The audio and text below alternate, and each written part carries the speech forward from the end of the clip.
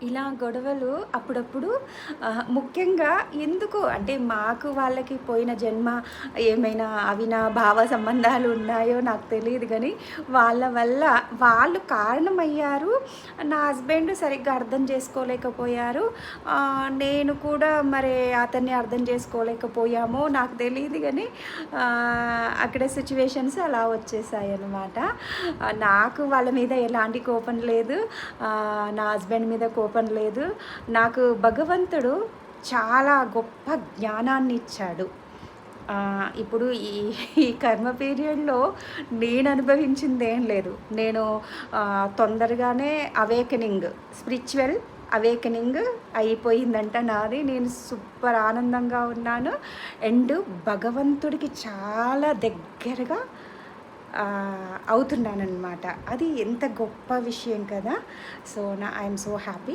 And ఇలాంటి గొడవలు వచ్చినప్పుడు నేను నా హస్బెండ్‌తో నేనేమన్నానంటే, నాకు అసహ్యం వేస్తుందయ్యా బయటి వాళ్ళ గురించి మనం గొడవ పడటం వల్ల. చూసే వాళ్ళకి, చుట్టుపక్కల వాళ్ళకి అసహ్యంగా ఉంటుంది. అండ్ వినే వాళ్ళకి కూడా ఇలా అయింది, వీళ్ళ విషయంలో ఇలా అయిందంటే చూసేవాళ్ళు కూడా ఇదేంటి బయటి వాళ్ళ కోసం మీరిద్దరు కొట్టుకుంటున్నారా అనుకుంటారు. నువ్వు మీ అక్క కోసం కొట్లాడు. మీ అక్కకి 10,000 చీర పెట్టు. అంత మంచిగా ఆలోచిస్తాను. మీ మేనకోడలుంది, మను కోసం కొట్లాడు, తప్పులేదు. ఇంట్లో వాళ్ళకి గురించి కొట్లాడితే తప్పు లేదు. మీ పిన్నికి ఫోన్ చేయి, మీ బాబాయికి ఫోన్ చేయి, నీకెంతోమంది చుట్టాలున్నారు వాళ్ళకు పెట్టు. అంటే పెట్టడం మీన్స్ మన వాళ్ళ దగ్గర అంటే మన వాళ్ళు అనుకునే వాళ్ళకి ఎంత వాల్యూ ఇవ్వాలి, బయటి వాళ్ళతో ఎంతవరకు ఉండాలన్న సంగతి చెప్పేదాన్ని. నా ఇప్పుడే ఏ భార్య అయినా కూడా తప్పేం చెప్పదు కదా. ముఖ్యంగా నాకు ఎక్కువ మెచ్యూరిటీ ఉంది. నేను అన్ని బంధాలని కాపాడే టైప్ అనమాట. ప్రతి ఒక్క బంధం కావాలి అనుకునే టైపు.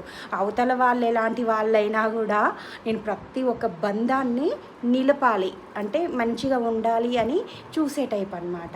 అలానే మీ అక్కకు ఫోన్ చెయ్యి, మీ మనుకి కావాలంటే ఏదైనా చెయ్యి, అలా చెయ్యటం ఓకే. కానీ మీ వాళ్ళ కోసం కొట్లాడితే మంచిగా అర్థం చేసుకునే టైపు. మన బతికేంటో మన కర్మ ఏంటో కానీ బయటి వాళ్ళ కోసం కొట్లాడుతున్నామని చాలాసార్లు బాధపడ్డాను. మాకు ఇలాంటి వాటిలో చాలా గొడవలు వచ్చినాయి అన్నమాట. సో అదనమాట. నేను అన్ని బంధాలని చాలా గొప్పగా కలిపే టైప్ అనమాట. విడిపోతాయన్నా కూడా నేను ఒప్పుకోను. ప్రతి ఒక్క బంధాన్ని కలిపే టైపు. నన్నెవరు అర్థం చేసుకోకపోతే అది వాళ్ళ కర్మ అనుకుంటాను. No problem. నాకు దేవుడు ఉన్నాడు కదా, దేవుడే